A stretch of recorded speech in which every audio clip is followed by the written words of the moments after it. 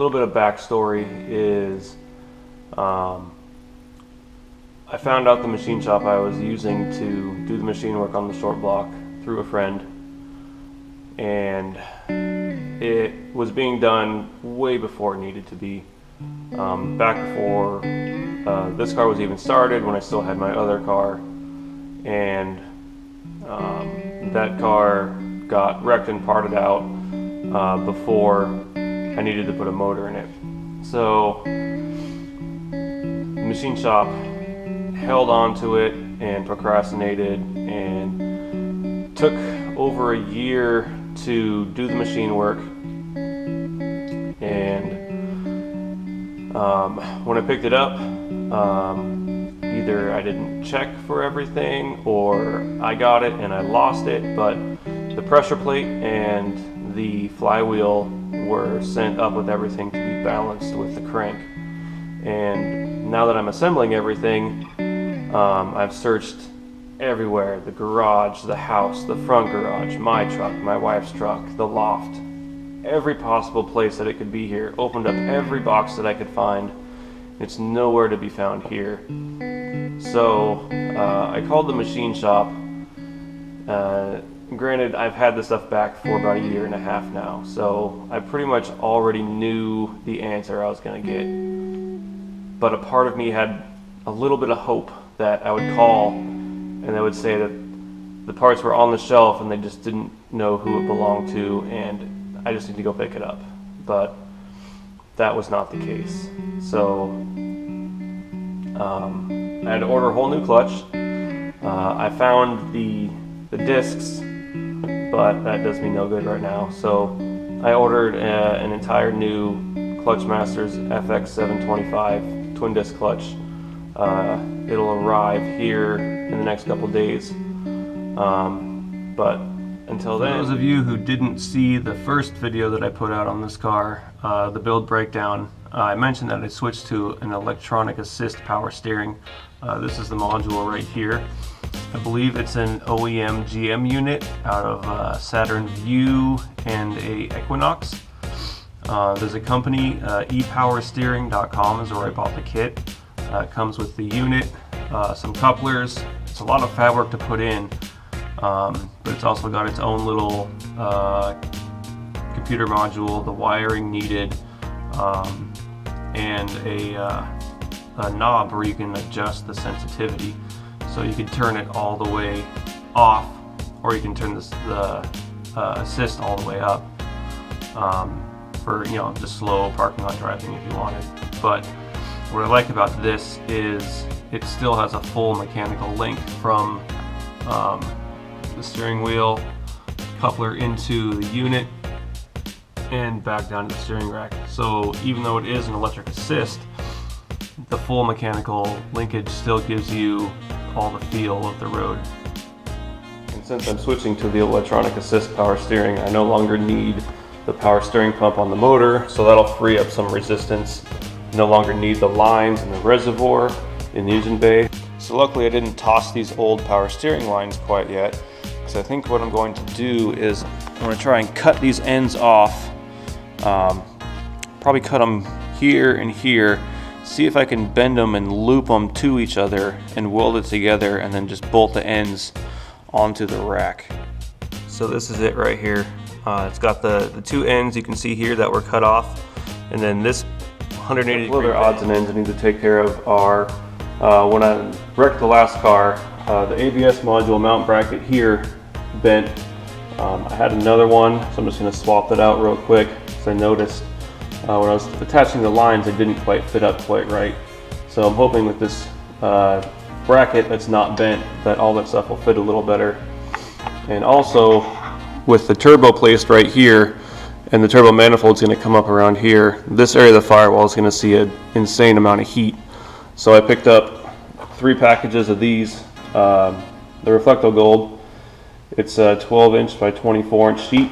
I got 3 of them, so I'm going to try to cover this whole corner of the firewall in that, and probably underneath the hood here to keep the paint from bubbling. So what I'm doing right now is I trimmed a piece and left the backing on it. I'm just putting it up here and marking where the stud holes are. You see a bolt right here, and to mark where that is, so I can trim around it before I pull the backing. That way it's just one shot to get it where it needs to be. That way I'm not pulling it on and off and risk ruining the adhesive for it to fall back off later on.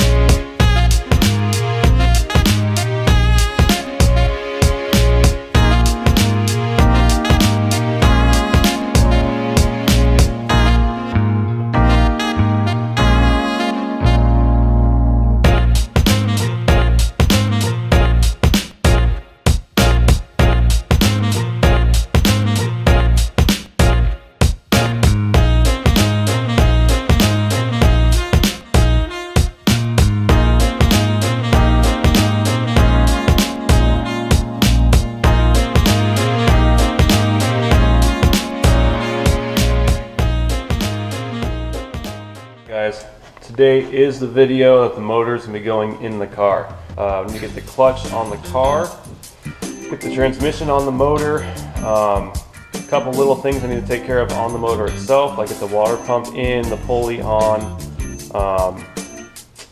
Had thought of going to an electric water pump, like a BMW style. I'm not going to do that right now. I'm going to do that at a later date, or entertain the idea at a later date. Right now I just want to get the motor in with what I know. Today was delivery day. I got this factory bleeder valve that goes from the factory slave cylinder with the AN fitting on it, and I have an adapter for the master cylinder to AN fitting also. Hasn't quite shown up yet, but that'll be cool stuff to put on. Run a stainless clutch line so they're get a better pedal feel. Got this brand new Clutch Masters FX725 twin disc. This is the same clutch that I ran on my last car. It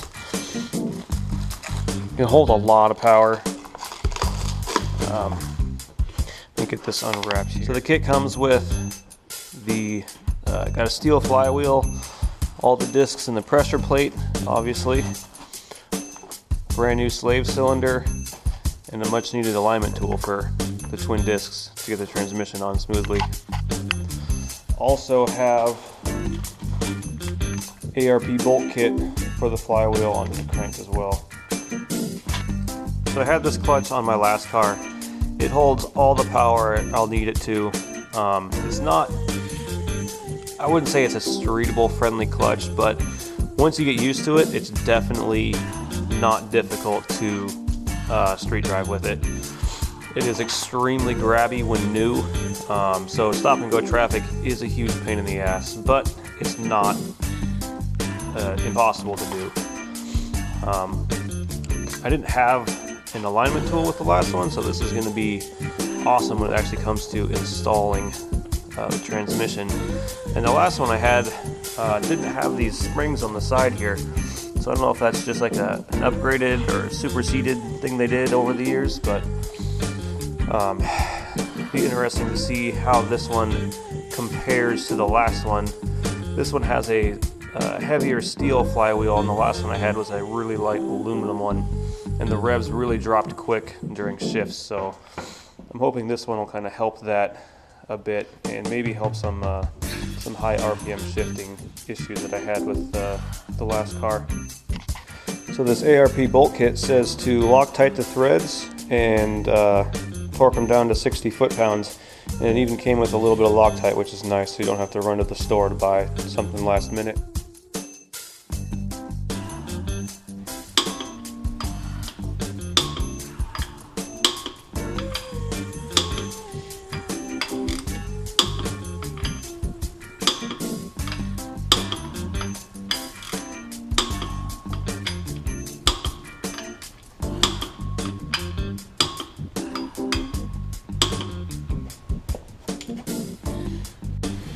With the flywheel torqued down, I'm going to wipe down the surface with a wax and grease remover. I don't have any brake clean, but this will do the same thing. It just doesn't evaporate as fast as brake clean does. So it'll get all any greasy residue off. You have a nice clean surface for the clutch.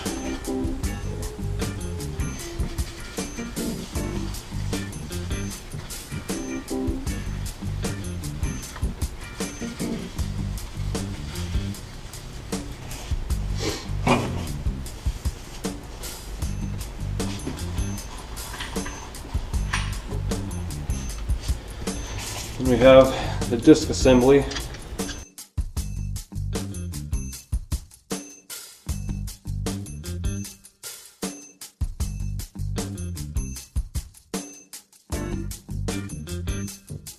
have some odds and ends to take care of before we can get the motor in the car. I started making this mini alternator setup that's down low and out of the way. Made this bracket right here on my own and kind of eyeballed it and got it lined up as best I could. That's what I thought was lined up, but put a straight edge on it, and you can see that it's about one rib off.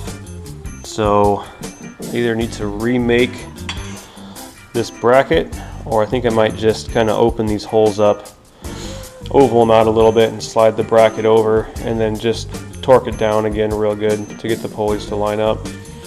Maybe in the future have a billet bracket made or something along those lines. But using the factory water pump still, I need to use the factory tensioner and find a shorter belt, because this obviously has no adjustment, but it keeps it nice and tight and out of the way for the radiator and intercooler setup that I plan on doing. So with the water pump pulley installed and the belt tensioner installed, went ahead and put the screw in, which releases tension on it, and I got it. It's not maxed out, but it's a little bit past halfway. I got a string here, so I need to measure my belt length.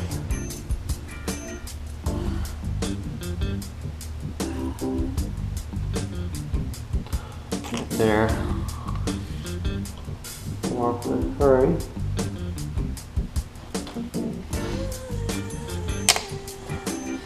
So this will be for no AC and no power steering and a relocated alternator. So pretty much just a one-off type situation here.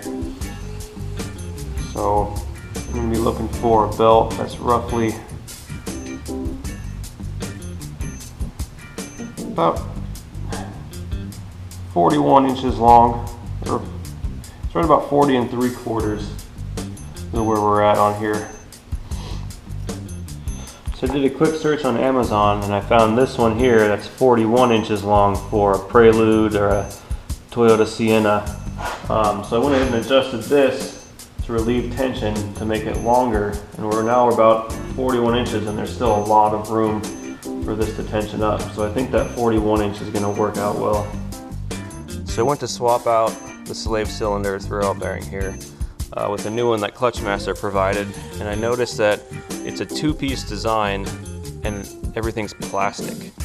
I don't like the idea of having a spot right here that it can leak from, and just the overall durability of everything being a plastic housing with the added pressures that this clutch is going to require. Even though, since it's supplied by Clutchmaster with this kit, I think I'm just going to leave this one that I have in here, which is just an OEM replacement as well, but it's a one-piece body and it's all steel. I used it for 3 years without issue in the last car, and I think I'm just going to stick with it, because I don't want to try to fix something that's not broken.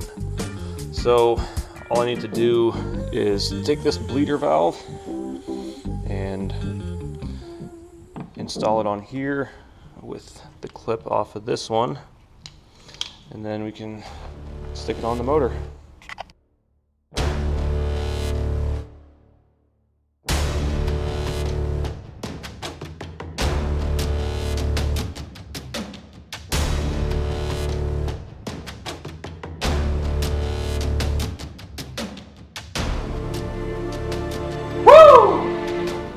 Holy crap!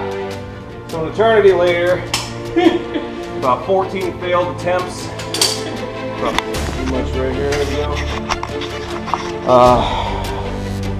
We had to strap the motor to a block that we lifted up, then we had to strap a block to the hoist so everything wasn't sliding. Then we tried to just lift it by hand to put it on, but that wasn't working. We got it into one disc, but getting it into the second disc so we can get the bolts in, just wasn't happening. It was fighting us. So then we got smart and put the transmission on the conveniently transmission jack, and fought it still. Finally got it on, and now we just got to tighten up all the bolts and position it back on the jack, wheel it around, and we can get it in the car. The motor's finally in the car. Jake came up, was a big help. There's no way I would have been able to get the transmission on the motor in the car by myself. This video is probably going to be pretty sporadic. It was filmed over the course of about 2 weeks. A lot of different stuff going on, so a lot of stuff didn't get filmed. Still a ton of little stuff to button up. Got to bolt the axles in, the rear drive shaft. I got the shifter bolted in, and everything adjusted right, so that's good. The dog blow mount still needs to go in, but it's in the car, it's not going anywhere, and there's more room in the shop to move around, so that's a plus.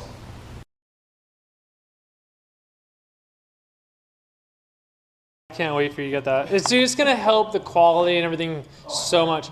You need to tell people, like, you need to tell, next video be like, I'm getting the next GoPro that's coming out.